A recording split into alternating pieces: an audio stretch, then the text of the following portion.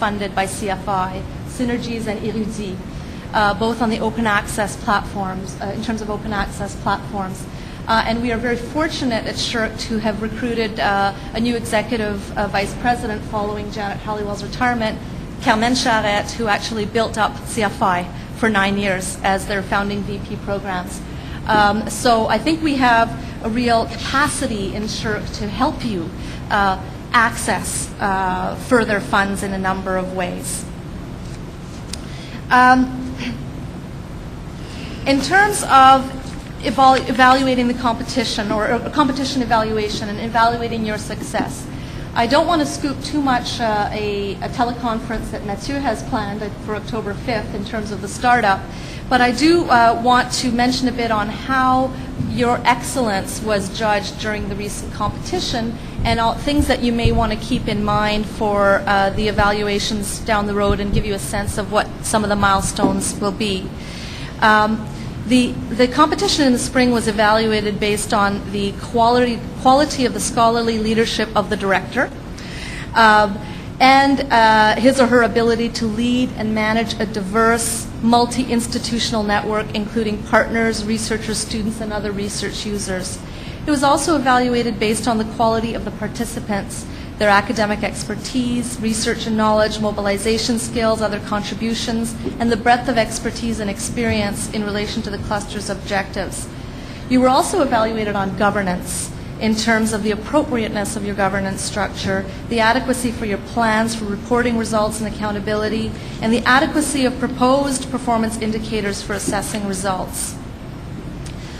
You were also evaluated on partnerships, on what kind of partnerships were part of the proposal, both in terms of actual and potential collaboration, and the training dimension, the involvement of students and new researchers, junior researchers, for example, and ways of including them. And then finally, the capacity to leverage funds.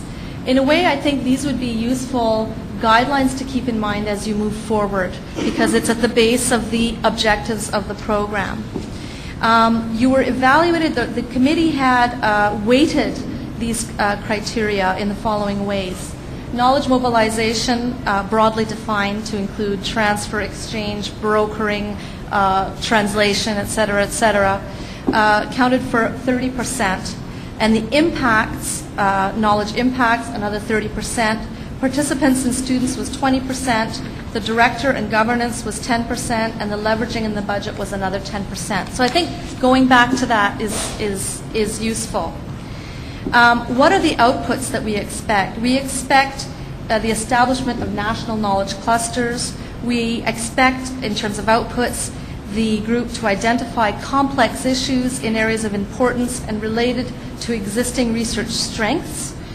And we expect the cluster to assess the state of knowledge in areas of importance and identify gaps. So in other words, how is the cluster actually working to try to fill those gaps through its networking and related activities. We expect increased national and international interactions between and among researchers, students, partners, and other interested parties, both within academe and outside the academic environment. And we expect a contribution to increased national and international mobility of researchers, students, and other cluster members. So either virtually or actual, physical mobility, and the mobilization of existing knowledge, which is, of course, plentiful.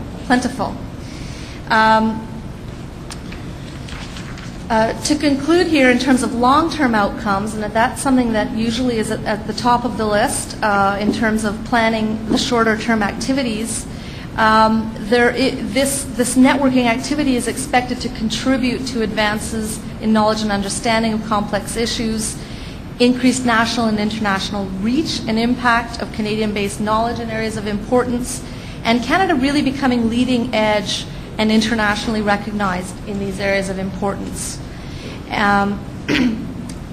Finally, next steps.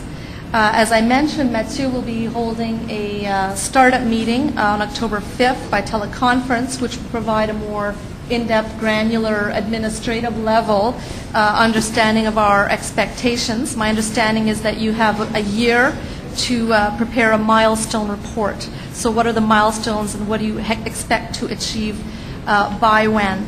A midterm report will be undertaken or will be due 3.5 years into the grant, so halfway through, followed very closely by a midterm review conducted by a peer review committee, obviously with probably mostly international members, as well as which will enable a kind of refining of your longer term orientation. And then finally a final report due 1 year after the period of the grant, after the grant has ended, and associated financial responsibilities, etc.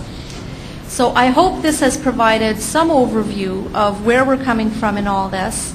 And je suis prête à recevoir vos questions. Happy to entertain any questions or comments. And thank you very much for inviting me and for the opportunity, and best of luck for the entire weekend.